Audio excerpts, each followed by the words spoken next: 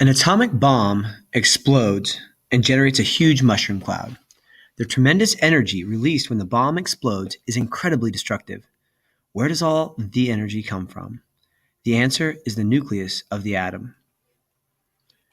The nucleus, plural nuclei, is a positively charged region at the center of the atom. It consists of two types of subatomic particles packed tightly together. The particles are protons, which have a positive electric charge, and neutrons, which are neutral in electric charge. Outside of the nucleus, an atom is mostly empty space, with orbiting negative particles called electrons whizzing through it. The figure below shows these parts of the atom. Notice the electron cloud surrounding a tiny, tiny nucleus that we can see here expanded. The nucleus of the atom is extremely small. Its radius is only 1/100,000th of the total radius of the atom. If an atom were the size of a football stadium, the nucleus would be about the size of a pea. Watch this animation to show how small the nucleus actually is compared to the overall atomic size. Electrons have virtually no mass, but protons and neutrons have a lot of mass for their size. As a result, the nucleus has virtually all the mass of an atom. Given its great mass and tiny size, the nucleus is very dense.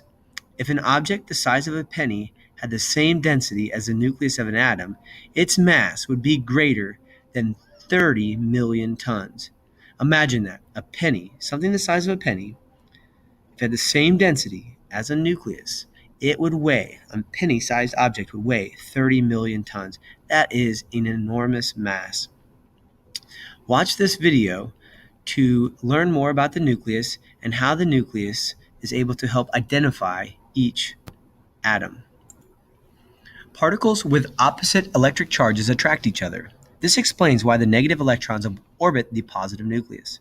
Particles with the same electric charge repel each other. This means that the positive protons in the nucleus push apart from one another. So why doesn't the nucleus fly apart? An even stronger force, called the strong nuclear force, holds protons and neutrons together in the nucleus.